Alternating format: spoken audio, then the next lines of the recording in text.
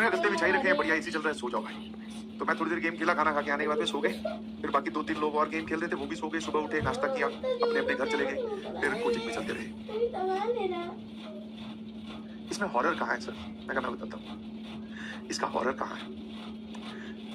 तो हुआ क्या, उन्होंने फिर वो जो ऑफलाइन कोचिंग थी, उन्होंने अपने होम टाउन में ट्रांसफर ले लिया। जयपुर के नहीं थे वो, हम सभी लोग जयपुर की बात बता रहा हूँ मैं। तो उन्होंने अपने होम टाउन में ट्रांसफर ले लिया, तो वो अपना घर शिफ्ट कर रहे थे, है ना, है ना। और हम सारे लोग है ना एक साथ बैठ के स्टाफ रूम में खाना खाते थे लंच ब्रेक में, ठीक है। तो मैं वही डाउट बता रहा था किसी बच्चे को, तो मैं थोड़ा लेट एंटर हुआ। तो स्टाफ रूम में 2 लोग आपस में बात कर रहे थे, एक फिजिक्स का टीचर और एक वो जिनके घर पे हम गए थे। बोले हाँ यार, उस घर में अजीब अजीब आवाजें सुनाई देती है। मैं कुछ नहीं, आया, अपना माइक रखा, चौक से पढ़ाते थे तो हाथ पहुंच रहा था, और यही देख रहा था कि उनके टिफिन में क्या है, क्या खाना है। अपना टिफिन भी बोलता हूँ। तो बोले यार, उस घर में ना अजीब अजीब सी आवाजें आती है। मैंने ज्यादा ध्यान नहीं दिया, मैं अपने अच्छे से हाथ धो के आया, हैंकी से पहुंचा, उनके बगल में बैठा। उन्होंने मुझे देखकर वो डिस्कशन बंद कर दी। पर मेरे दिमाग में इतनी सी बात थी, मैं जब मैं बाहर गया था तुम बोल रहे थे किसी आवाज आती है, किसकी आवाज आती है? बोले सर कुछ नहीं कुछ। अरे मैंने कहा बताओ यार किसकी आवाज आ जाती है? सारी आवाजें बंद कर देंगे, टेंशन ना लो। बोले अच्छा। बोले कि मेरे घर में है ना, वो जहाँ पे हम पीएस खेल के आए थे उनके घर में, बोले उस घर में ना अलग अलग सी आवाजें आती रहती है, किसी लड़की की रोने की, कभी हंसने की, है ना।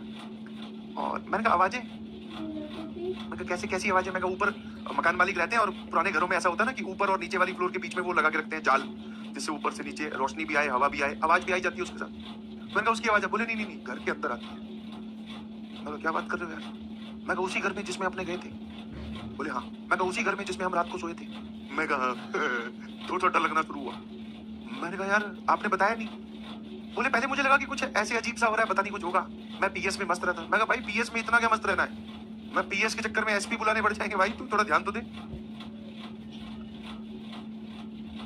मैं कहा और डिटेल में बता भाई, हम तो उस घर में रहे थे, एक रात सोए भी हैं।